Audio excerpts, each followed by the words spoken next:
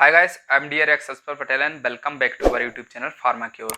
आज हम इस वीडियो में जानेंगे कि जो एंटीबायोटिक जो दवाइयाँ होती हैं वह बच्चों में क्यों नहीं देना चाहिए, या किन्हीं बच्चों में यदि एंटीबायोटिक दवाइयाँ दी जा रही हैं तो उनके लिए भविष्य में कौन कौन सी बीमारियाँ हो सकती हैं और क्या क्या नुकसान उनको झेलने पड़ सकते हैं, जिनको ध्यान में रखते हुए हमें बच्चों को एंटीबायोटिक दवाइयाँ उपयोग नहीं करनी चाहिए। लेकिन आजकल देखा जा रहा है कि बड़ों में जो एडल्ट्स होते हैं, यंग्स लोग होते हैं, उनमें तो एंटीबायोटिक दवाइयाँ धड़ल्ले से उपयोग की ही जा रही हैं, साथ ही साथ बच्चों में भी बहुत तेजी से यह दवाइयाँ उपयोग की जा चुकी हैं और की जा रही हैं, जिसका परिणाम बहुत ही घातक हो सकता है।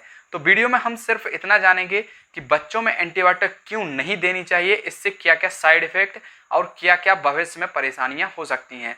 सो वीडियो बहुत ही इंपॉर्टेंट रहने वाला है, सो वीडियो को अंत तक जरूर देखना। तो सबसे पहले हम समझ लेते हैं एंटीबायोटिक के बारे में, थोड़ा सा बेसिक समझ लेते हैं। एंटीबायोटिक क्या होती हैं?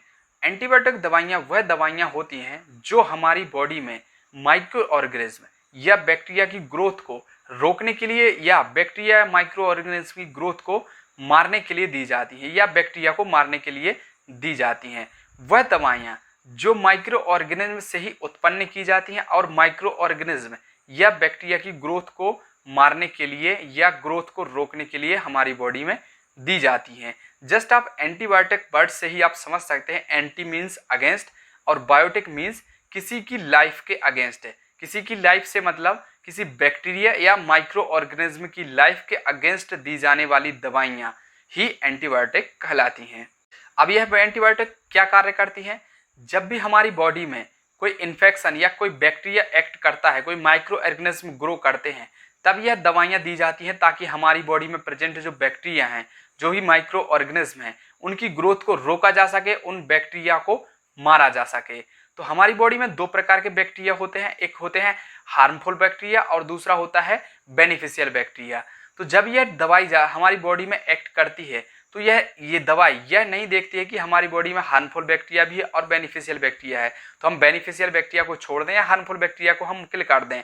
यह दोनों प्रकार के बैक्टीरिया को किल करती है, चाहे वह हार्मफुल बैक्टीरिया हो चाहे वह बेनिफिशियल बैक्टीरिया हो। तो या तो दोनों प्रकार के बैक्टीरिया की ग्रोथ को इनहिबिट करेगी या ये दोनों प्रकार के बैक्टीरिया की ग्रोथ को मारेगी, दोनों प्रकार के बैक्टीरिया को किल करेगी। तो हमारी बॉडी में जो हार्मफुल बैक्टीरिया होते हैं वह बैक्टीरिया हमारी बॉडी को नुकसान पहुंचाते हैं, वह हमारी बॉडी को हार्म करते हैं। लेकिन उसी तरह जो हमारी बॉडी में जो बेनिफिशियल बैक्टीरिया होते हैं वह उनका क्या काम होता है? हमारी बॉडी को बनाना, हमारी बॉडी को एनर्जी प्रोवाइड कराना, हमारी बॉडी को पोषक तत्वों की कमी हो रही है उनकी पूर्ति करना। हमारी बॉडी में एक प्रकार से वह शरीर को, हमारी बॉडी को बनाने में हमारी सहायता करते हैं। लेकिन हार्मफुल बैक्टीरिया हमारी बॉडी को हार्म करते हैं। लेकिन एंटीबायोटिक यह सब नहीं देखती है। हमारी बॉडी में जो भी दो प्रकार के बैक्टीरिया होते हैं, हार्मफुल और बेनिफिशियल, दोनों प्रकार के बैक्टीरिया की ग्रोथ को या तो रोक देगी या दोनों प्रकार के बैक्टीरिया को मार देगी। तो सबसे पहला नेगेटिव पॉइंट्स एंटीबायोटिक देने के लिए यही है कि हमारी बॉडी में दो प्रकार के बैक्टीरिया होते हैं, एक हार्मफुल बैक्टीरिया और बेनिफिशियल बैक्टीरिया।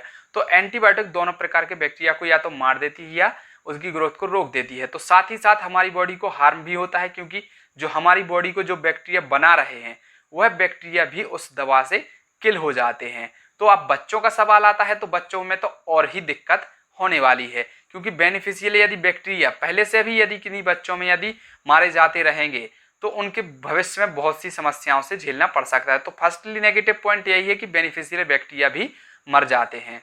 सेकंड है बैक्टीरियल रेजिस्टेंस। बैक्टीरियल रेजिस्टेंस के लिए आप ये समझ लीजिए कि यदि अचानक से आप पर यदि कोई व्यक्ति हमला करता है तो आप क्या समझते हैं कि यदि अब की बार यदि कोई व्यक्ति हमला करेगा तो मैं उसके लिए पहले से ही तैयार रहूंगा, या मैं कोई सिक्योरिटी रख लूंगा या कोई अन्य प्रकार के बंदोबस्त कर लूंगा उससे बचने के लिए। तो इसी प्रकार से वह बैक्टीरिया होता है।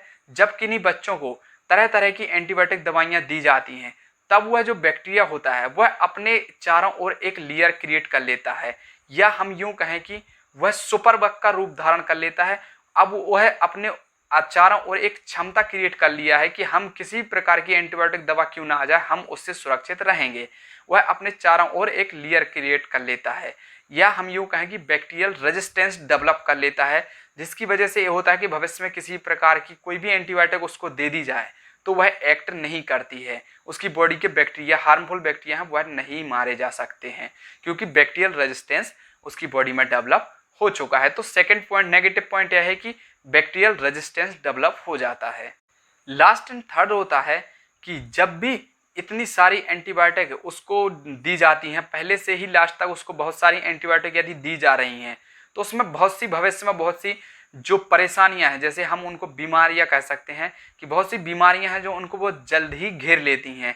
यह स्टडी में भी खुलासा हुआ है, कई बच्चों पे स्टडी की गई जिनमें से जो बच्चे एंटीबायोटिक लेते रहे हैं पहले से, उन बच्चों को उसमें सिलेक्ट किया गया और उनमें पाया गया कि जो बच्चे पहले से ही एंटीबायोटिक के डोज ले रहे थे, उनमें जो भविष्य में जो सबसे ज़्यादा समस्या देखी जा रही है वह अस्थमा, एक्जिमा, फ्लू, मोटापा, एकाग्रता में कमी और आक्रामकता या गुस्सा जैसी समस्याएं भविष्य में बहुत ज़्यादा देखने को मिली हैं। यह मैं सिर्फ ऐसे ही नहीं बोल रहा हूँ, इस पर स्टडीज़ भी हैं, कई डॉक्टर्स और कई साइंटिस्टिक स्टडीज़ भी हैं और कई इस पर आर्टिकल्स भी हैं जिनमें दावा किया गया कि जो बच्चे पहले से एंटीबायोटिक लेते हैं या अपनी लाइफ साइकिल में बहुत ज़्यादा एंटीबायोटिक का उपयोग करते हैं, उनमें भविष्य में बहुत सी बीमारियां होने की आशंका बढ़ जाती है, जिनमें से मेन है अस्थमा, एक्जिमा और फ्लू और मोटापा जैसी समस्याएं बहुत कॉमन हो जाती हैं। और सबसे बड़ा नेगेटिव पॉइंट होता है बैक्टीरियल रेजिस्टेंस, जिसकी वजह से यदि हमारी बॉडी में यदि कोई भी यदि बैक्टीरिया या इन्फेक्शन एक्ट करता है तो हमारी बॉडी उस हिसाब से रिएक्ट नहीं कर पाती है, या हम यूँ कहें फाइट एंड फ्लाइट की कंडीशन में हमारी जो बॉडी होती है, जो यदि कोई इन्फेक्शन यदि हमारी बॉडी में आता है तो हमारी बॉडी उस हिसाब से रिएक्ट करती है, तो हमारी वह बॉडी की जो क्षमता होती है वह पूरी तरीके से नष्ट हो जाती है, या हमारी बॉडी की हम वह स्ट्रेंथ कहें, जो स्ट्रेंथ है हमें बैक्टीरिया से लड़ने में मदद करती है, इन्फेक्शन से लड़ने में मदद करती है, वह स्ट्रेंथ आधी हो जाती है, बहुत कम हो जाती है, नो मात्र में हो जाती है, जिसकी वजह से ये होता है कि हमारी बॉडी में किसी प्रकार की डिसीज बहुत जल्दी पकड़ लेती है और कोई भी बीमारी बहुत जल्द ही हमारी बॉडी को एक्ट कर जाती है। यहाँ तक कि कोई यदि एडल्ट व्यक्ति भी है, यंग व्यक्ति भी है, तो उसको भी यदि ज़रूरत के हिसाब से एंटीबायोटिक दे जानी चाहिए, क्योंकि एंटीबायोटिक बहुत ही खतरनाक भी होती हैं और बहुत ही उपयोगी भी होती हैं। तो जब इनका उपयोग ज़रूरी हो तभी उपयोग करना चाहिए, ऐसे ही किसी व्यक्ति को एंटीबायोटिक नहीं दी जानी चाहिए। या यदि बच्चों को एंटीबायोटिक दी जा रही हैं तो उनका कोर्स पूरा करना चाहिए, या बच्चों को भी यदि ज़रूरत ना हो तो एंटीबायोटिक ऐसे ही नहीं दी जानी चाहिए। कई जगह पर देखा जाता है कि बच्चों को भी एंटीबायोटिक धड़ल्ले से धड़ाधड़ दी जा रही हैं, लेकिन यह पूरी तरीके से गलत है। कई बार ऐसा हो जाता है कि बच्चे भी एंटीबायोटिक का कोर्स पूरा नहीं कर पाते हैं और बैक्टीरियल रेजिस्टेंस डेवलप हो जाता है, जिससे में भविष्य में बहुत सारी प्रॉब्लम्स क्रिएट होती हैं।